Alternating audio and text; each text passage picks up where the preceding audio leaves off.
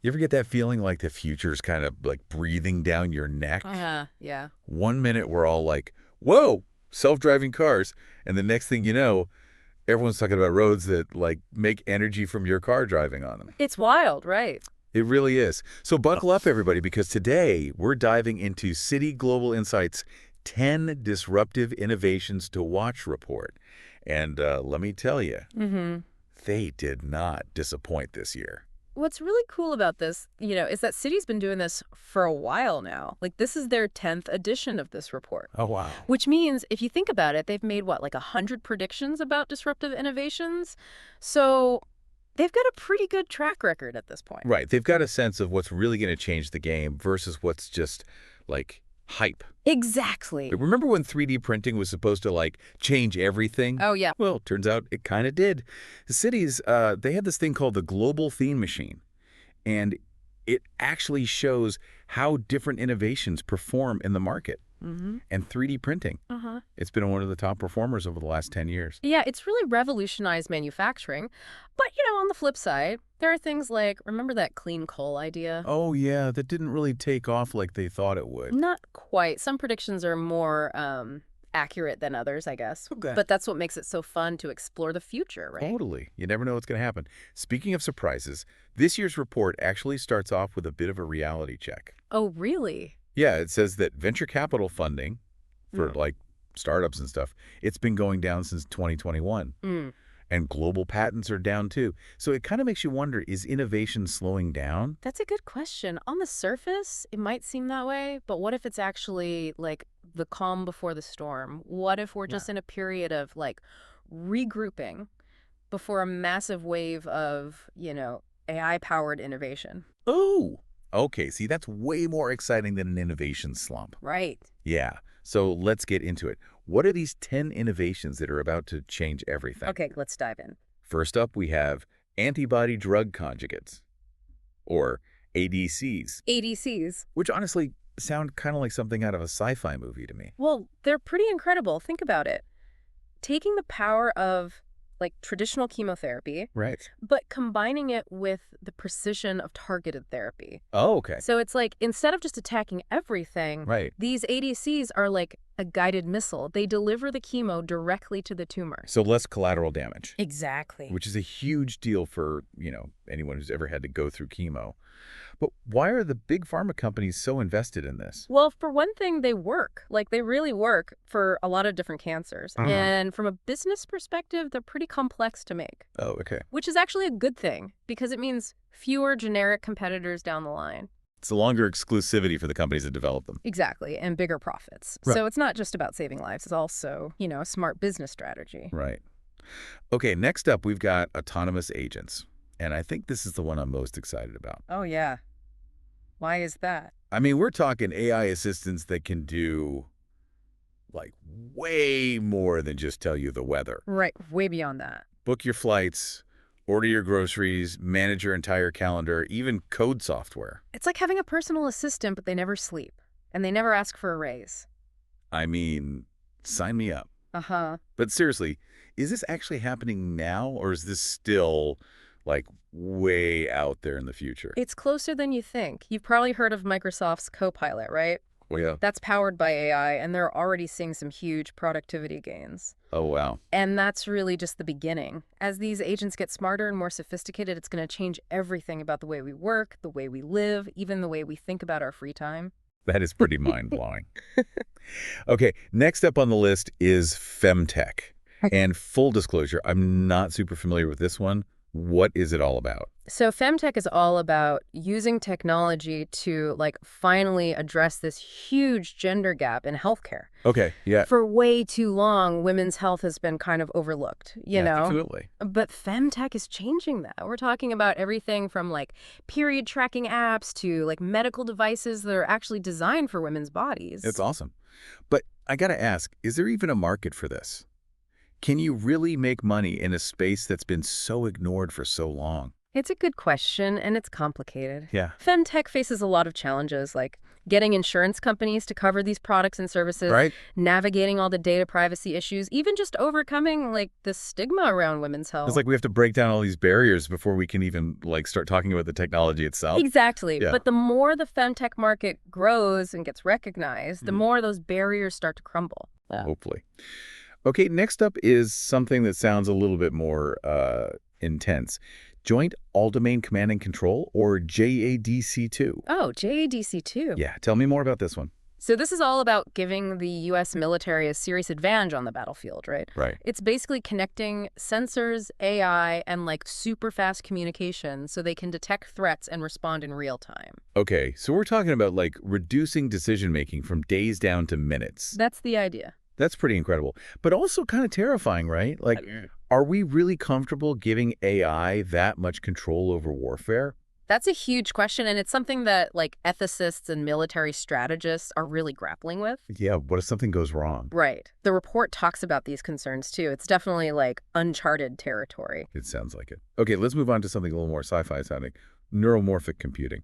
Oh, yeah. This is where things get really wild. Tell me everything. So, neuromorphic computing is basically about copying the human brain to build AI that's not just smarter, but also more efficient. Okay. And the reason this is so groundbreaking is because, like, our current computers, they're hitting a wall. Oh, okay. We need a whole new approach if we want to keep up with AI development. So instead of traditional computer chips, we're talking about building computers that function more like our brains. Exactly. That's incredible, but also kind of freaky, right? Like, what happens when computers start thinking like us? Yeah, I mean, that's a question people have been debating for decades. Yeah.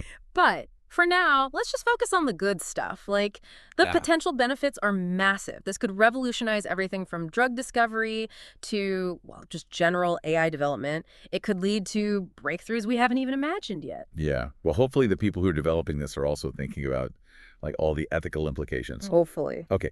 Next up, we have piezoelectric roads, which honestly sounds too good to be true. Doesn't it? Like you're telling me I can drive down the road and make electricity at the same time. That's the idea. How does that even work? So these roads, they have these special materials in them that convert the pressure from the cars driving on them into energy. Okay, that's pretty cool. But is it really that simple? Well, of course, there are challenges like the cost of these materials and making sure the roads are durable enough. Right. But the potential is huge. Like, the report says that if just 5% of U.S. roads were piezoelectric, we could power 5,000 households. Oh, wow. That's a lot of energy, and it's clean energy, too. Okay, that's really impressive. All right, next up we have quantum sensing, which, if I'm being honest, goes a little over my head. What's the deal with this one? So quantum sensing, it's all about using the weirdness of quantum mechanics to build super sensitive sensors. Okay. Sensors that can pick up things our regular senses can't, like tiny changes in gravity, magnetic fields, even brain activity. So it's like giving our senses a superpower upgrade. But what can we actually do with that? Is this just like theoretical physics, or are there real-world applications? Oh, there are tons of applications, Yeah. especially in healthcare. Oh, interesting. Imagine being able to diagnose Alzheimer's super early on, Wow. or monitor epilepsy with way more precision. Okay. That's what quantum sensing could do. That's amazing. And it's not just healthcare either. Think mineral exploration, navigation systems. It could change a lot. Wow. That's pretty wild. Okay. Okay, to something a little more familiar, retail media. What's going on in that world? So retail media is all about like targeted ads, Okay. but not in a creepy way. It's about using data to show you ads for things you actually might want, integrated right into the retailer's website. Oh, so it's like instead of getting bombarded with random ads, I'm only seeing ads for stuff I'm actually interested in. Exactly. Okay. I mean, I guess I can get behind that. Is that really working, though? Yeah, it seems to be. Okay. It's a win-win for retailers and advertisers because the retailers get more money from the ads and the advertisers get better targeting, especially with all the changes around data privacy. It seems like everyone's trying to figure out how to deal with data privacy these days. Yeah, it's a big issue. Okay. Moving on to smart money, which is really about how AI is changing the financial world. Right. This one kind of makes me nervous, honestly. Like, are robots going to replace all the financial advisors? That's the big question, isn't it? Yeah. And the answer is it's complicated. Yeah. AI is definitely automating a lot of stuff in finance, like trading, fraud detection, risk assessment, Right. even giving personalized financial advice. Wow. The potential is huge for efficiency and cost savings. It sounds like a dream come true for anyone who, hates dealing with banks and paperwork. Right.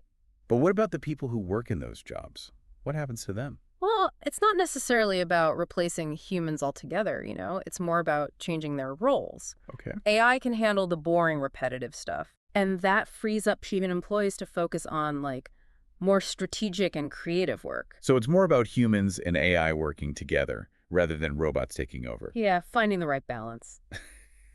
I like the sound of that. Yeah. All right, last but not least, we have white and gold hydrogen, which honestly sounds like something out of a fantasy novel. I know, right? What is this? So it's basically naturally occurring hydrogen trapped underground. Oh, wow. It's clean, it's abundant, and it could be a total game changer for our energy future. Okay. You see, we've been talking a lot about blue and green hydrogen, Right. but those have some real challenges in terms of cost and how much we can actually produce. Right. White and gold hydrogen might be the answer we've been looking for. So instead of trying to make hydrogen, we just get it from the earth. Exactly. That sounds amazing. But I'm sure there are, challenges with that too, right? Oh, absolutely. The biggest one is figuring out how to get it out of the ground efficiently and without breaking the bank. Makes sense. And we got to do it without harming the environment, too. But if we can solve those problems, Yeah. the rewards are huge, especially as we're trying to get away from fossil fuels. This is all so fascinating. But before we get too carried away, I'm curious, how does Citi decide which innovations are actually disruptive? Yeah.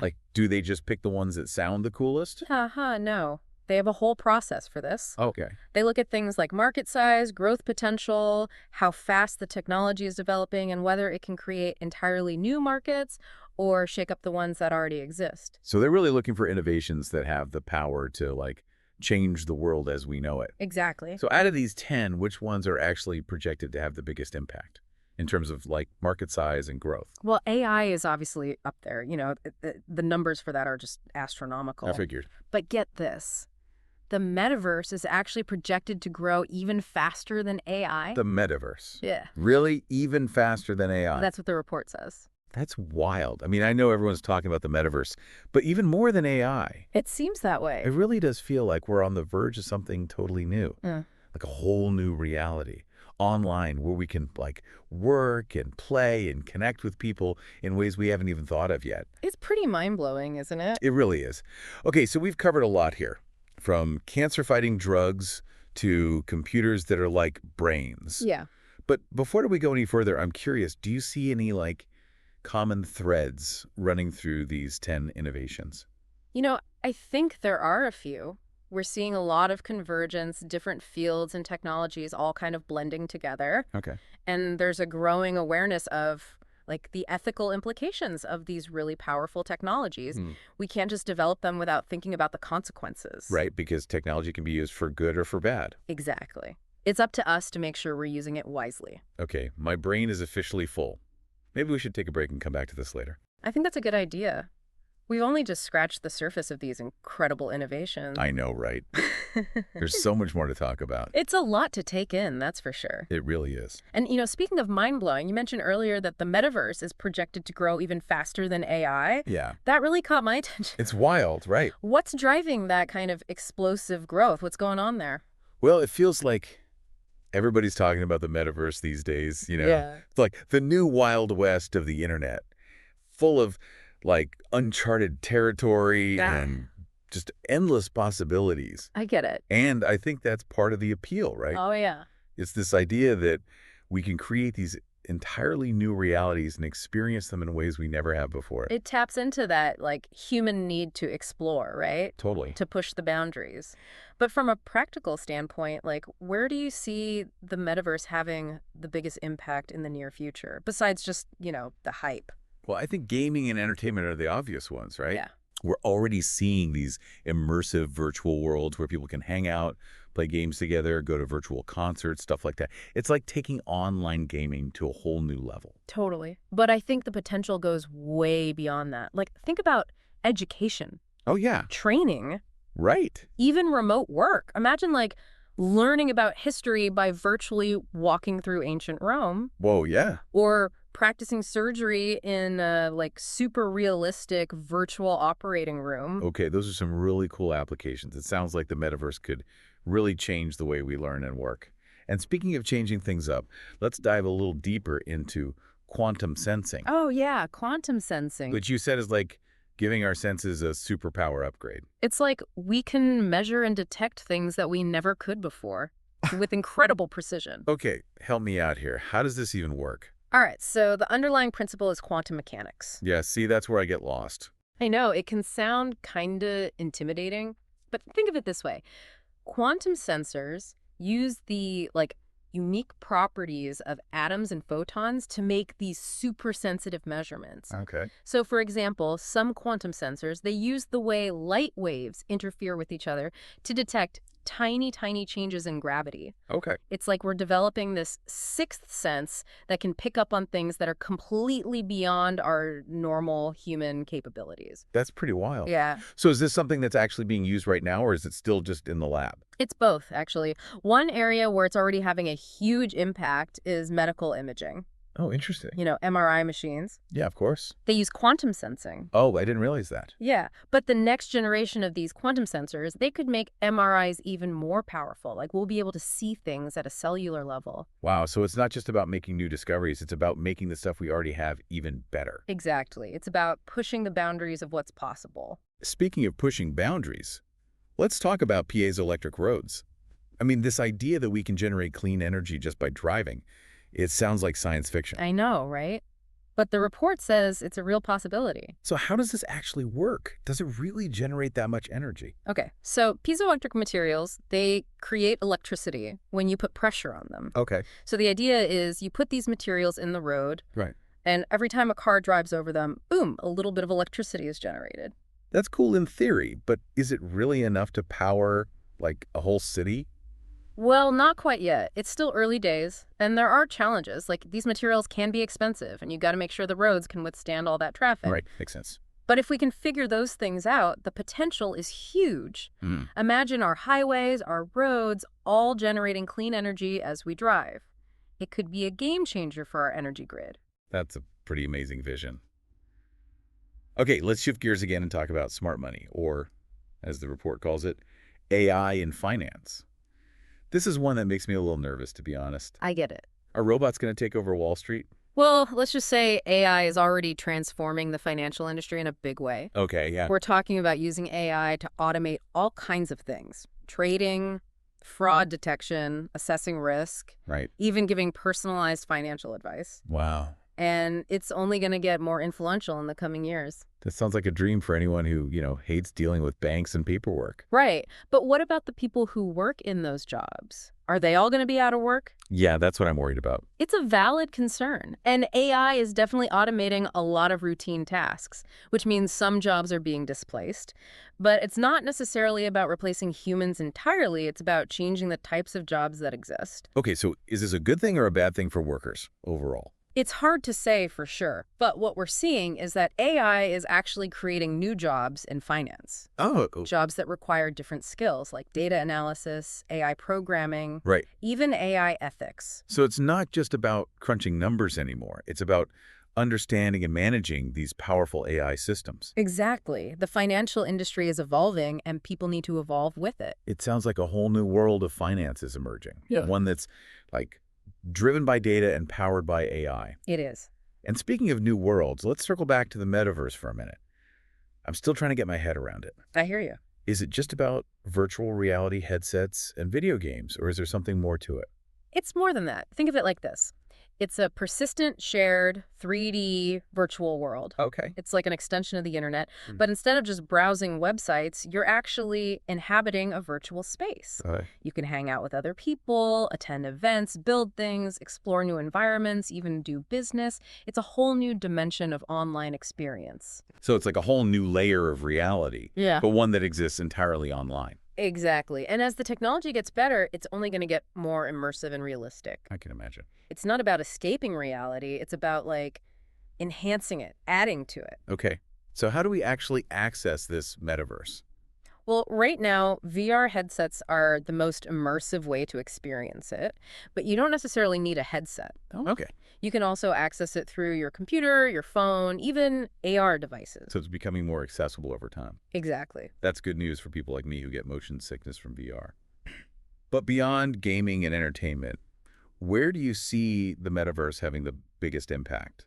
We talked about education and training earlier, but what else? Well, imagine attending virtual conferences, Okay, yeah. collaborating with your colleagues on projects in real time, or even shopping for virtual clothes for your avatar. That's funny. It sounds crazy, but the possibilities are really endless. Yeah. But it also raises some concerns, right? Like, what about security and privacy in the metaverse? It seems like it would be easy for hackers to exploit. That's a valid concern, and it's something developers are really working on. Okay, good. Like any new technology, there are risks, but there are also opportunities to create a safer, more secure online world. It would be a shame to create this amazing new world and then have it taken over by, like, hackers and scammers. Right. Nobody wants that.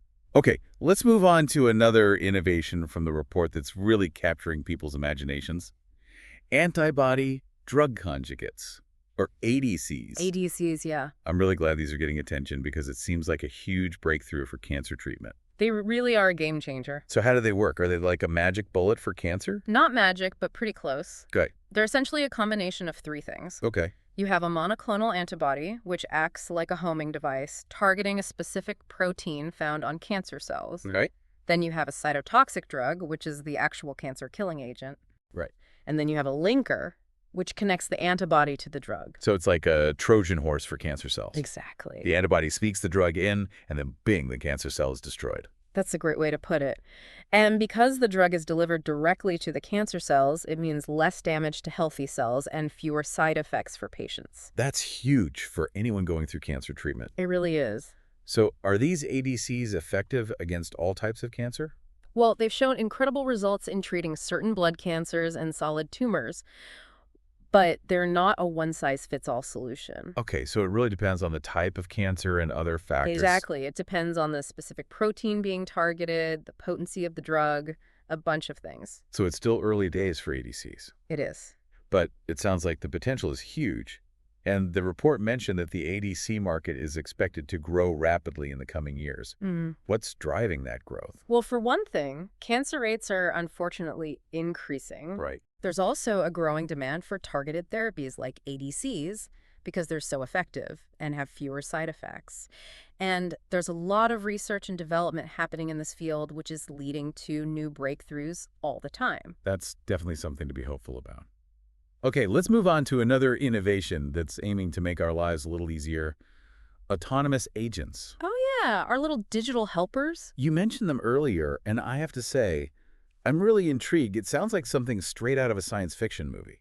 It kind of is, right? Tell me more about these autonomous agents. What can they actually do? Well, think of them as super-powered digital assistants. They can do all sorts of things. Booking appointments, ordering groceries, managing your finances, even coding software. Wait, coding software? Yeah, some of them can. It's like having a personal concierge available 24/7. I mean, sign me up. That sounds amazing. But how do they actually work? Are we talking about, like, artificial intelligence that can think for itself? They're powered by a combination of AI, machine learning, and natural language processing. Okay, those are all buzzwords I've heard before. Right. But what does it actually mean? Basically, these agents, they learn your preferences and habits over time, and they can anticipate your needs and actually take actions on your behalf. So it's like having a digital twin that's constantly working behind the scenes to make my life easier. Exactly. That's both impressive and a little bit creepy, to be honest. I know, right? It can feel a little strange at first. Like, how much control are we really willing to give up to these digital assistants? That's a good question. But think about the benefits.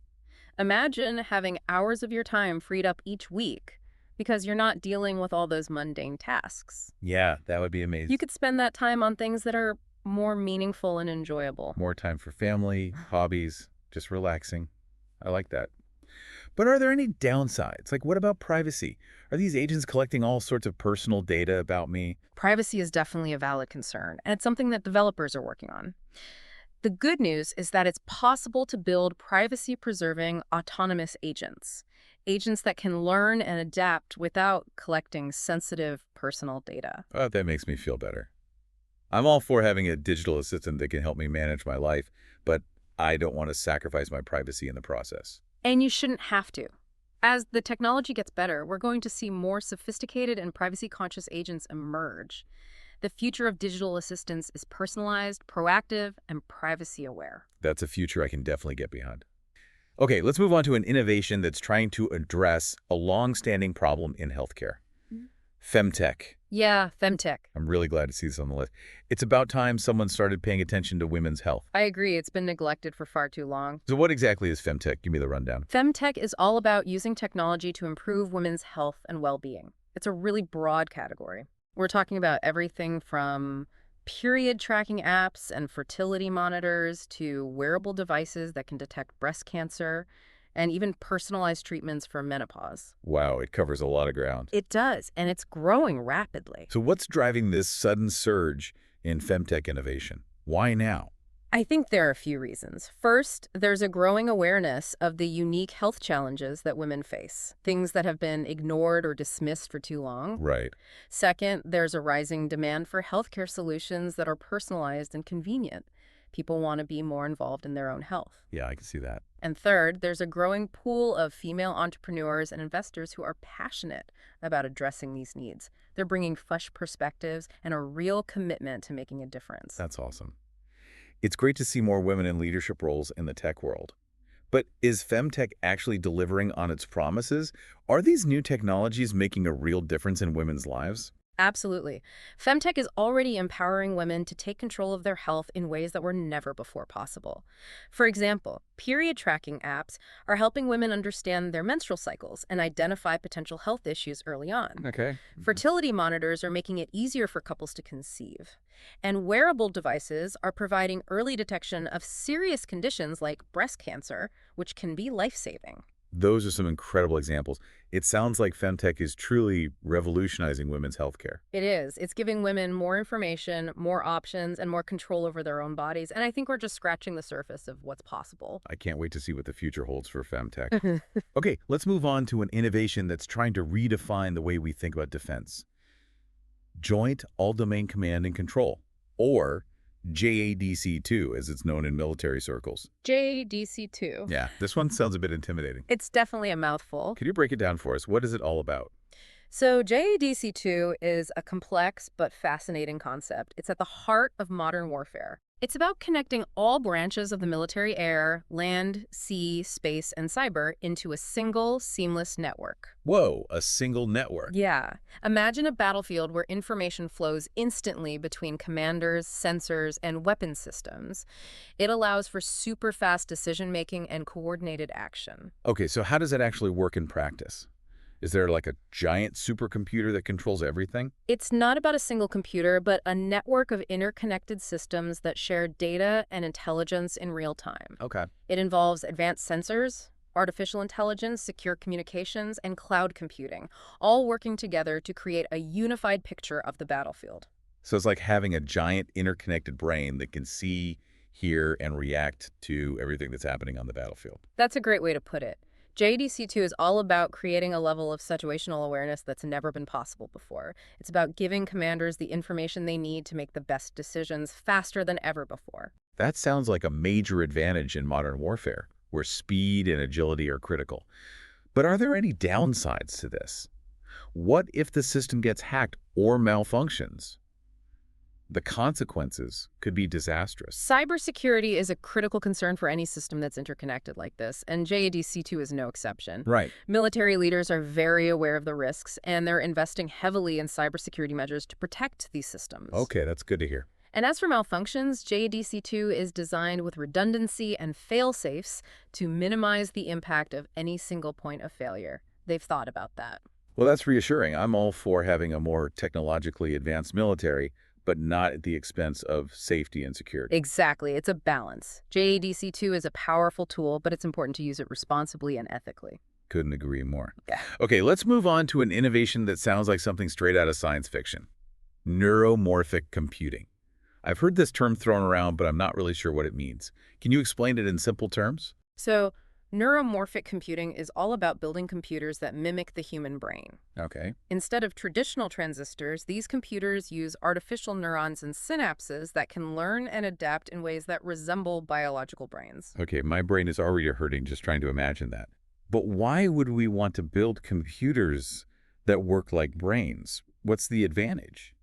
Neuromorphic computers have the potential to be much faster, more efficient, and more powerful than traditional computers, especially for certain tasks. Like what kind of tasks? Things like pattern recognition, image classification, natural language processing tasks that are still challenging for even the most advanced AI systems we have today. They're the kinds of things that our brains do really well, but computers still struggle with. So we're talking about a whole new level of artificial intelligence, one that's closer to human-level intelligence. That's the goal, yes. It's still early days, but the potential is enormous.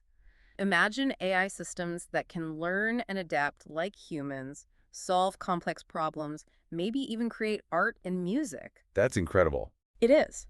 But it also raises some serious ethical questions. Like, what happens when computers start thinking like us? Do they have rights? Do we have obligations to them? Whoa, those are some heavy questions. They are, and they're questions that we as a society need to start thinking about now. As we develop these increasingly sophisticated AI systems, we need to consider the ethical implications and make sure we're using these technologies responsibly. It's like we're on the verge of a whole new era, one that's full of both incredible promise and potential danger. Mm. Okay, let's move on to an innovation that's trying to solve one of the biggest challenges of our time. White and gold hydrogen. White and gold hydrogen. I'm always fascinated by new energy solutions. Tell me more about this one. So, white and gold hydrogen is naturally occurring hydrogen that's trapped underground. Okay. It's clean, it's abundant, and it could be a total game changer in our transition away from fossil fuels. Okay, free hydrogen, just sitting there underground. What's the catch? Yeah. There's got to be a catch. Well, the challenge is figuring out how to extract it efficiently and cost-effectively. It requires new drilling techniques and infrastructure to access these reserves. Right, that makes sense. But if we can overcome those challenges, the payoff could be huge. White and gold hydrogen could give us a practically unlimited source of clean energy. We wouldn't have to rely on fossil fuels anymore. It would be like striking liquid gold, but instead of gold, it's clean energy. Exactly. And it's a vision that's gaining traction as the world searches for sustainable solutions. Okay, let's move on to an innovation that's trying to make advertising more relevant and less annoying. Retail media. Retail media. I have to admit, I'm a bit skeptical about this one. I hear you. Isn't all advertising kind of annoying? Not necessarily. The idea behind retail media is to use data to show shoppers ads for things they're actually interested in right when they're about to buy something. Okay, I guess that makes sense. But how does it actually work? Are these companies reading my mind? Not quite mind reading, but they are definitely using data. These retail media platforms, they look at your past purchases, your browsing history, your preferences, and use that information to show you personalized ads. So it's like having a personal shopping assistant who knows exactly what I need before I even know I need it. That's the idea. But of course, there are privacy concerns. People don't want companies tracking their every move online. Right, exactly. So transparency and user control are really important. Okay. People should be able to opt out of personalized ads if they want to, and they should have control over how their data is being used. I'm glad to hear that privacy is being taken seriously. Okay, let's wrap up our deep dive with an innovation that's already changing the world as we know it. Smart money, or AI in finance. AI in finance, yes. This is a topic that's been getting a lot of attention lately, and for good reason. It seems like AI is poised to revolutionize everything about the way we manage our money. It is. It's already happening. So what are some of the ways AI is being used in finance right now? What's the big picture? We're talking about using AI to automate all sorts of things. Trading, fraud detection, assessing risk. Right. We talked about some of that earlier. Yeah, but it goes beyond that. AI can personalize financial advice and even create new financial products and services that we haven't even thought of yet. It's changing everything from the way we invest to the way we bank. It sounds like AI is making financial services more efficient, more accessible, and more personalized than ever before. It is. It's a really exciting time for the financial industry, but of course, there are potential downsides. Yeah, like what? Well, one of the biggest concerns is job displacement. Are robots going to replace all the financial advisors? Right, that's a big one. And the truth is, AI is already automating a lot of routine tasks in finance, which means some jobs are being displaced. But it's not necessarily about job losses. It's also about job creation. So are we talking about a net gain or loss in jobs? It's hard to say for sure, but what we're seeing is that AI is creating new roles in finance, roles that require different skills like data analysis, AI programming, and even AI ethics. So it's not just about being good with numbers anymore. Not anymore. It's about understanding and managing these powerful AI systems. Exactly. The financial industry is evolving, and the people who work in it need to evolve with it. That makes sense. The future of finance is data-driven, technology-enabled, and human-centric. It's a combination of all those things. Okay, so we've covered a lot of ground here, from cancer-fighting drugs to computers that are modeled after the human brain and everything in between. It's been quite a journey. It really has.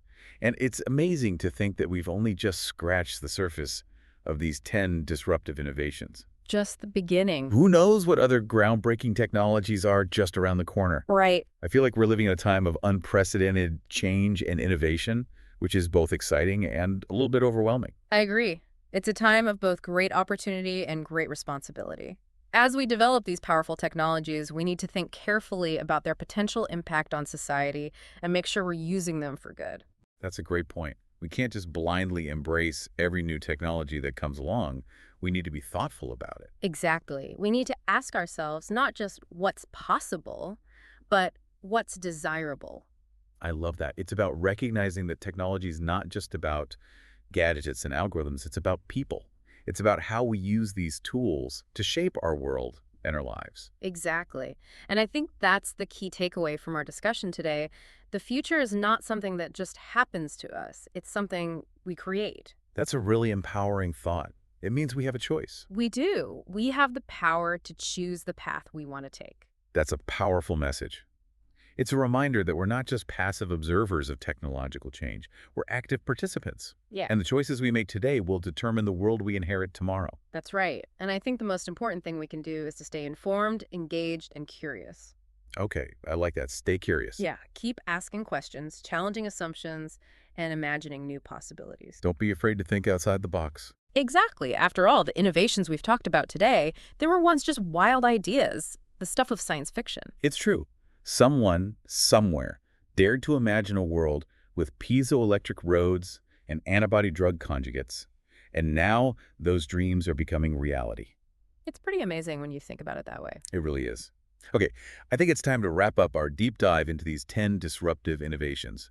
I hope our listeners are feeling as inspired and energized as I am. I couldn't agree more. It's been a privilege to share these insights with you and explore the possibilities that lie ahead. And for our listeners, we encourage you to continue the conversation. Dive deeper into the innovations that sparked your curiosity.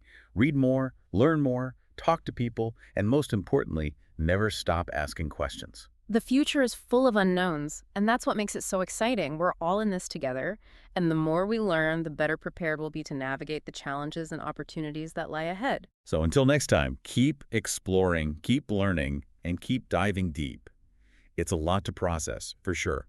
It really makes you think about where we're headed as a society. It does, and I think that's one of the most important things to remember as we explore these innovations. It's not just about the technology itself. Right, it's about the impact on people. Exactly. Yeah. How will these innovations shape our lives, our relationships, our values? Those are big questions, and honestly, a little bit intimidating to think about. I understand that, but it's a conversation we need to have. We can't just let technology dictate the future. So where do we even begin?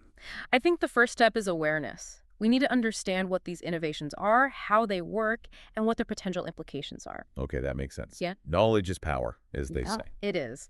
And once we have that knowledge, we can start to ask the critical questions. What are the potential benefits of this technology? What are the risks? And how do we ensure that it's used for good? Right, it's about being proactive, not just reactive. Exactly. We need to be shaping the future, not just letting it happen to us. And that's where things get really interesting, because it means we have a choice. We have a choice. Yeah, we get to decide what kind of future we want. We can choose to use these innovations to create a world that's more just, more sustainable, more fulfilling. Okay, I like that.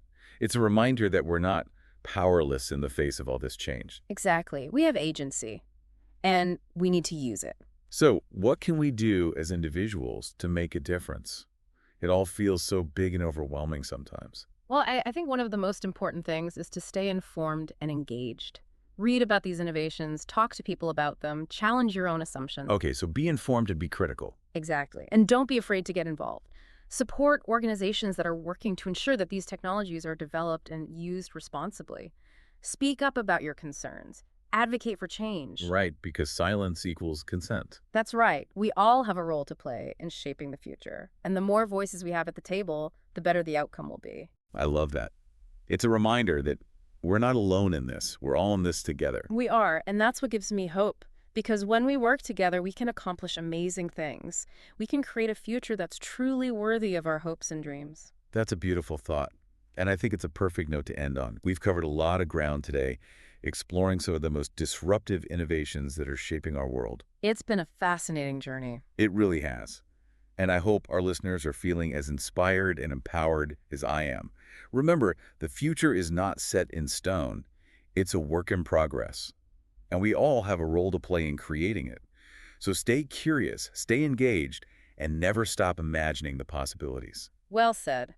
And thank you for joining us on this deep dive into the future. We'll see you next time. Until then, keep exploring, keep learning, and keep diving deep.